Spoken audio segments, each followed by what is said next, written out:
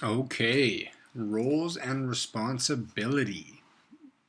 So this is a very exciting part of the business basics or building blocks to your business section in this course, because we start getting into the business side of things, and we have our mindset now, and now we really need to focus in on what are we going to be doing on a day-to-day, and who do we need to deal with, how are we going to do stuff. So we're going to start getting into the basics of those, and start defining those roles. So we're going to go roles and responsibility, the breakdown of those, our power team, who's involved in that power team, and networking to build our team further and add quality A players to that list and to the team essentially itself. So roles and responsibility breakdown. So 4 steps to creating systems for your roles and responsibilities in your company. So these are 4 steps that we want to follow, and it makes it a lot easier. It's just like we did with our year annual goals. We want to reverse engineer the way we operate on a day-to-day, be aware of what we're good at, and we want to create a department. We want to identify jobs within that department. We want to assign roles to that department and check or create a check and review, so you can always say, is this working out? Can I, tweak this or add a job here or eliminate something here? So always want to have an analysis phase in that. So here's how it would look. So Go Get It Real Estate is the company, and then here we have different parts of the business that are the are the head positions, or the different areas of the business that are running. So you have the company, and you have the different heads of each different department. So we got acquisition / marketing, we got project management when we're flipping a property, we got raising capital in order to flip that property, we got sales for selling, and we have accounting for doing all the book work. So we've established the departments in the company, and now the next step to that is establishing roles within the divisions. So let's say we pick acquisitions.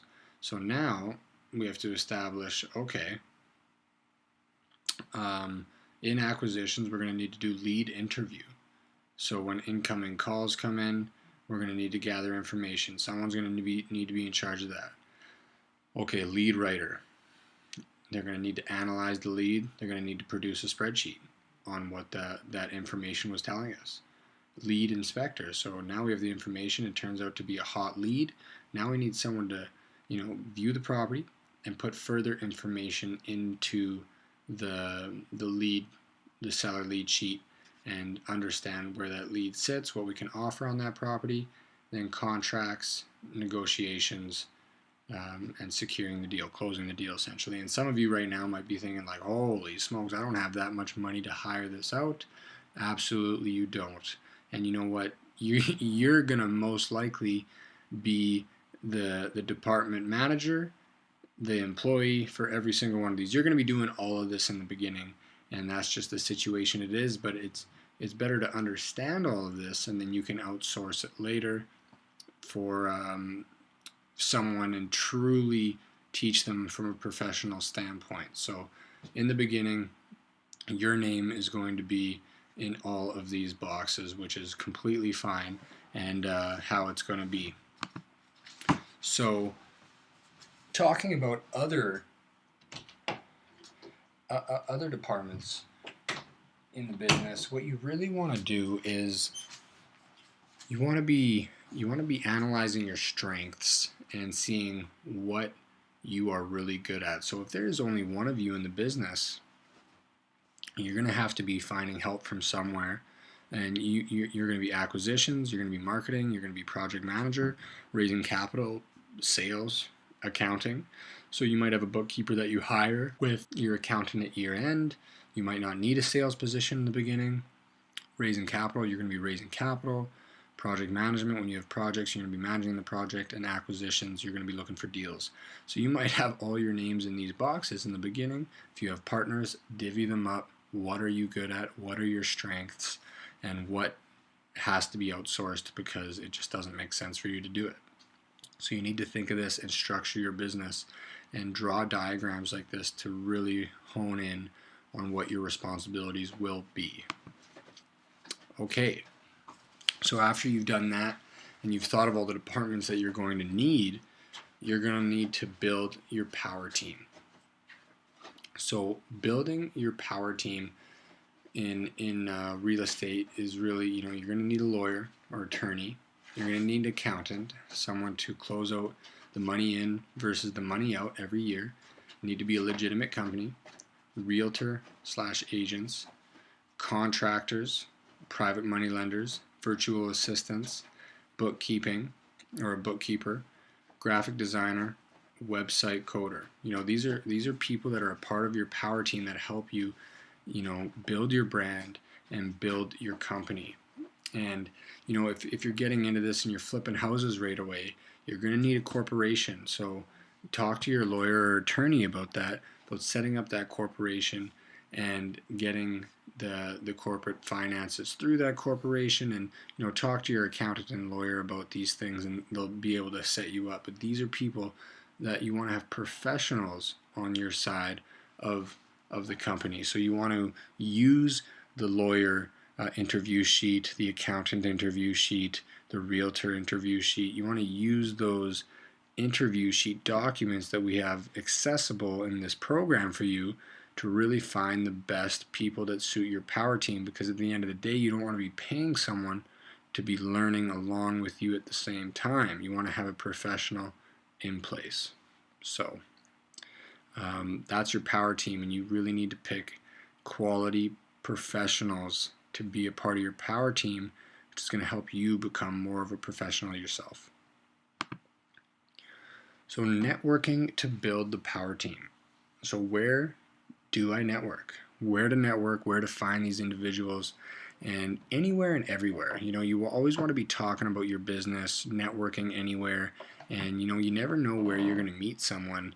And I was going to the gym, and I saw this guy driving by. He had some sort of appliance thing on his truck, and I stopped. I got out, and he was about to get in his truck, and I stopped him. I said, "Hey, you sell appliances?" And that ended up being a good contact for me, and I ended up buying appliances off the guy at a really great price that fitted the budget for the next couple of properties we did. So that's just an example of always be networking and always be looking for working with professionals, and it's going to attract you to them. But RIA meetings, so real estate investment associations, or city hall meetings, auctions, going to auctions. If you go to auctions, you're pretty much surrounding yourself with individuals who are indirectly telling you, I have money and I'm ready to buy, right? Or they have investors and they're ready to buy. So you want to network with these individuals, because you can add every single one of them to your buyers list. Find out what they want, find out what their needs are, and find value that you can bring them. So city hall meetings also are really great. I know I just went back a step, but city hall meetings are a really great place to keep yourself in the loop to what's happening in your city, meeting part of the city members, people that go down there. Professionals go to these meetings. These aren't meetings that everyone wants to be at. So if someone's at this meeting, they're probably a high-level individual looking to further their knowledge in the city. There's meetup.com, really popular one. Different events going on. Eventbrite, you can punch that one in and see what's going on in your city. And then hardwood stores, or hardware stores. Actually, I think that's a typo. But hardware stores. Hardwood stores too, meet a good hardwood guy. But hardware stores, you're going to want to go down to the Home Depots or the Ronas in Canada, the Leons, and just big stores where contractors are going to. IKEA not as much, it's more of a retail, but a lot of contractors go there, maybe hang out in the kitchen section. But a good tip is go there very early in the morning, 7, 8 o'clock when they open, because professionals will be there early in the mornings. So it's a great place to network and meet contractors who you know are getting up early and going early on the day because they're getting an early crack at it, which professionals definitely do.